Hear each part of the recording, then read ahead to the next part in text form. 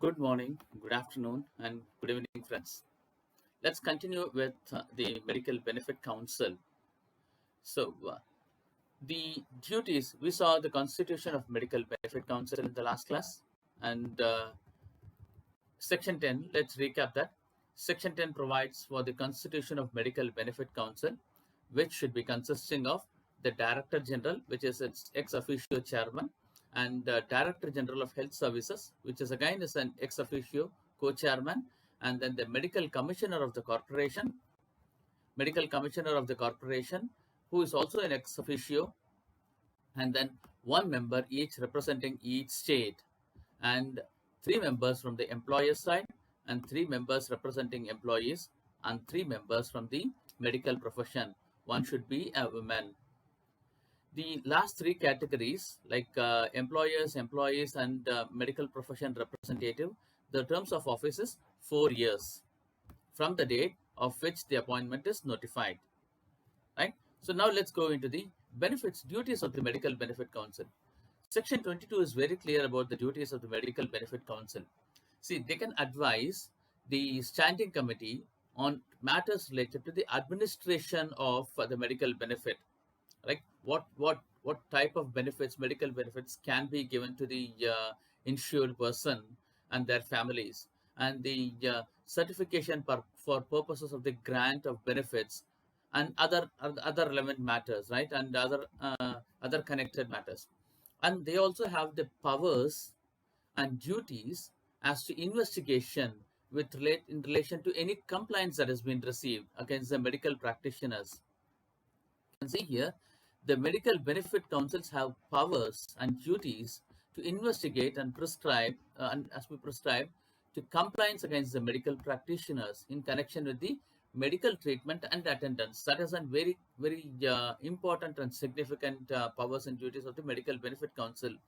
You can see that the Medical Benefit Council is constituted not only of the doctors, of the people from medical profession, but also representative of employers, employees, and as well as the Director General and Director and Deputy Co-Chairman, right? So the any complaints that is received against the medical practitioners in connection with the medical treatments, this Medical Benefit Council has got the powers to investigate, and they also have the powers and duties and responsible to the medical treatment and attendance as may be specified. Now, how this Medical Benefit Council members get themselves disqualified? Section 13 provides for the detailed disqualification as a member, like the standing committee or the Medical Benefit Council. So, Section 13 not only talks about the disqualification of the Medical Benefit Council, but also of the standing members of the standing committee as well as the members of the corporation. So we saw the corporation, members of standing committee, and members of Medical Benefit Council. All three can get or shall get disqualified if they are declared of unsound mind by a competent court. If the person becomes unsound mind, or if the person becomes insolvent, and if he has directly or indirectly, by himself or by his partner, any interest in a subsisting contract with or work done for the corporation. So if there is a medical member of the Medical Benefit Council or the corporation or the standing committee who has an direct or indirect interest in any of the contracts floated by the corporation, except that of as a medical practitioner or a shareholder of a company. That is the case, and except during those other circumstances, if the member has got any subsisting contract with or work done for the corporation, then the person will get disqualified. Or if before or after the commencement of this act, the person has been convicted of an offense involving moral turpitude. So in these four circumstances, like the person has been declared unsound mind by a competent court, and the person becomes an insolvent, or is an undischarged insolvent, and he has been directly or indirectly, by himself or by his partner, any interest in a subsisting contract with or any work being done for the corporation, except that he being a medical practitioner or as a shareholder of a company. Then if for before or after the commencement of the act, he has been convicted of an offense involving moral turpitude. During these four scenarios, Section 13 declares the persons as disqualified. Other than the disqualification, and the member of the corporation or the standing committee or a medical benefit council may resign the office. Section 13 provides for the resignation of of a member also by writing to the central government, and the moment the resignation is accepted by the central government, the seat will fill vacant. The seat fall vacant on the acceptance of the resignation by the government. And can a member be cessed? What is the cessation? Section 12 provides that a member of the corporation or the standing committee or the medical benefit council may cease to be a member if the person fails to attend 3 consecutive meetings. The medical benefit council or the standing committee or the corporation will meet regularly, and if the member who is part of this corporation or standing committee or the medical benefit council fails to attend 3 consecutive meetings, the corporation or the standing committee or the medical benefit council, so then the person ceases to be a member. So, but however, the corporation or the standing committee or the medical benefit council may restore the membership, subject to the rules made by the government. So, the medical benefit council's duties is to advise the corporation on matters related to administration of medical benefits, and has such powers to investigate in relation to complaints received against the medical practitioners and perform such duties as in relation to the medical treatment and attendance. Then disqualification, Section 13 talks about this. Member can be disqualified if the person is declared undischarged insolvent or declared of unsound mind by a competent court, or he has got any interest in the corporation through himself or his partner in any of the contracts of the corporation, except being a medical practitioner, and then before or after the commencement of that, the person has been convicted of an offense involving moral turpitude. You can see here, it is not a civil or a criminal, it involves a moral turpitude, right?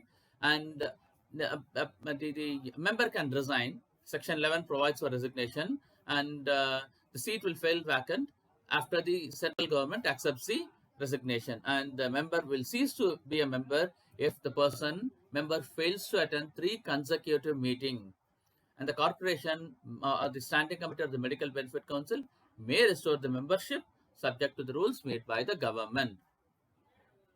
Now, coming to the registration of employees. When an employee can register under the Act as an insured person, every employee has to register themselves under this Act. Registration is a process of obtaining and recording information about his employment, which is insurable employment. More important, it is the information about his employment, which is insurable employment. And this process also identifies to provide the benefits available under the Act that are related to the contributions paid by the employer on behalf of insured employees. The employee is required to give details and his family details to his employer. A family photo is also to be provided so that the employee can register the employee. So the requirement is like employee has to register himself under this Act. Registration is a process of obtaining and recording information about the insurable employment, about his employment, which is an insurable employment. So the member has to provide the details of himself and his family to the employer. A family photo is also to be provided so that the employer can register the employee. The process of registration also involves identifying the benefits available to the employee with relation to the contributions made by the employer. Now, do the employee has to register whenever the person changes employment? No. The registration is a one-time activity. There will be a registration number that will be given to an employee, which is permanent in nature. Even if the employee changes job from one insurable employment to another insurable employment, the membership card remains same. only the contribution at the back end will be received from a different employer. So the membership registration is only one time during the lifetime of the employee. So registration process is obtaining entry of an employee into insurable employment for the purpose of its identification under the Act. Registration is the process of identifying the benefits provided, right? And registration can happen online as well. So it's a one-time exercise in lifetime of an employee. The insurance number generated on the first occasion of registration is to be used throughout his lifetime, irrespective of change of employment, including change of place. So the registration or the insurance does not get affected just because the employee moves from one employment to another employment. The criteria is the person should be part of the insurable employment. The person should be within the wage limit prescribed by the corporation or by the central government from time to time. Now, what is an ESI fund? Employee state insurance fund. That's what we are discussing about. What is this fund all about? Section 26 of the Act provides for creation of state insurance fund held and administered by the corporation.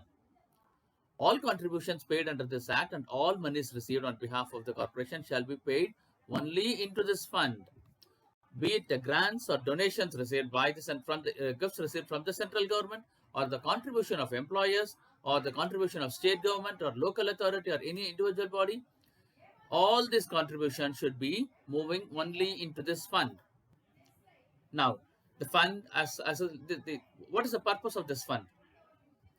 So when section 26 talks about creation of fund, section 28 talks about the purposes for which the fund may be expended.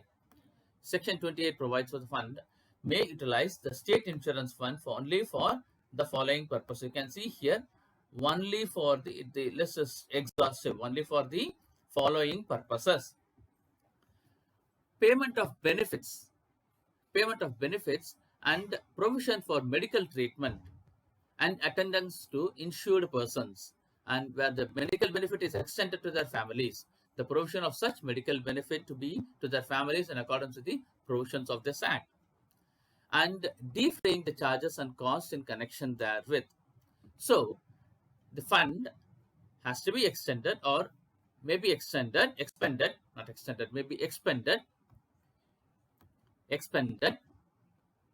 to pay the payment of benefits and provision of medical treatment and attendance of insured persons, and if the person has got a family, to the family also. Now, payment of, the medical council meets frequently, medical standing committee meets regularly, and then corporation also meets regularly. There will be certain fees and allowances that to be paid to the members of the corporation or the standing committee or the regional boards, local committee, etc. There may be an administrative expenses of the board, regional board or local committees, etc. So the fees and allowance thereof has to be paid as well, including the salaries, leave and joining allowance, and other setup expenses, services for etc. for the people representing the corporation and the medical benefit council and the standing committee. Their fees, allowances, salary, and the regular expenses of the meeting expenses, or the salary and salary to be paid to the members of the standing committee or members of the corporation standing committee or medical benefit council, or also the fund has been created for majorly to support the employees on insurance, medical insurance, right, or hospitalization, sickness, etc. So the ESI can run and establish and maintenance of hospitals and dispensaries.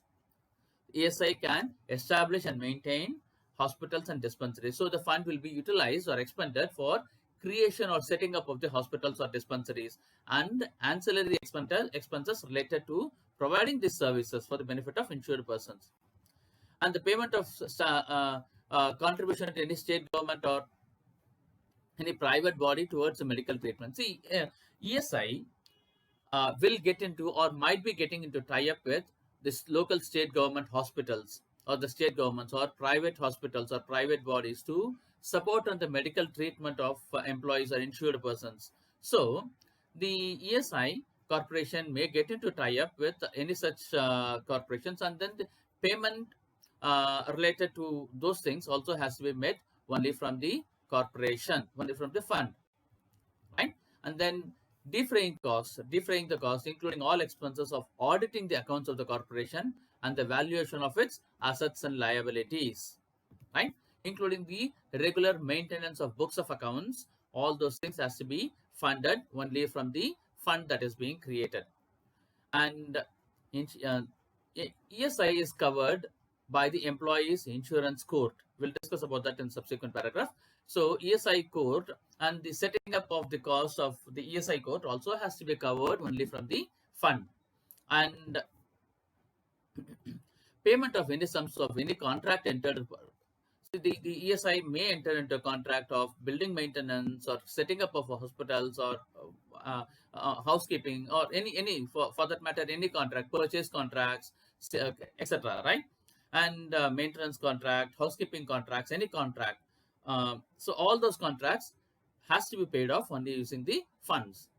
And also any sum of decree or any award by the court, that also has to be made only from the fund. And also any proceedings or any defraying expenditure towards any civil or criminal proceedings also has to be met using the funds. And improvement of health, measures done to improvement of health, including the medical camp, etc., periodical medical checkup or welfare of insured persons or rehabilitation and re-employment of insured persons also has to be met. And such other expenses as may be authorized by the corporation.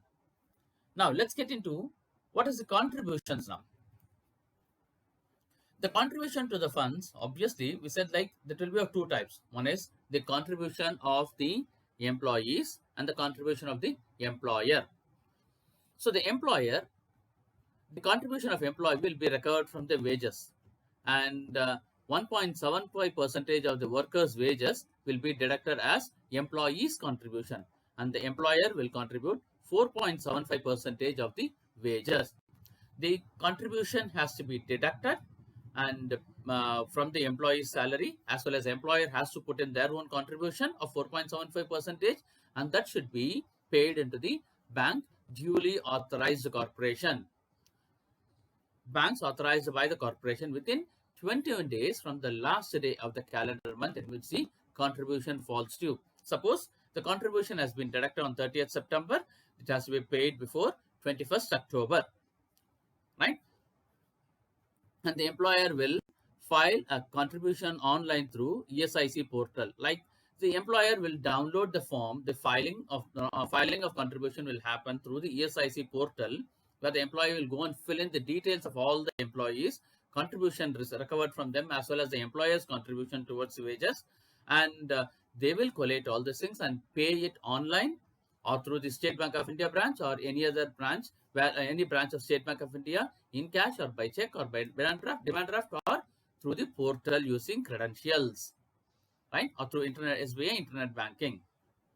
So far it is clear, right? We will continue with the ESC Act on. We will go in the next class. We'll go through the what is the contribution of principal employer, why, and recovery of contribution by immediate employer, etc. in the next class. And we'll also go through the penalties and if for failure to make payment and etc. in the subsequent class. Please go through this and then revise the chapters, whatever that we have done so far, and then we will connect again in the next class. Thank you, friends, and please remember to send an email to me at babupriya@rediffmail.com for any doubts or clarifications that you might have. Thank you, friends, and have a great and wonderful day.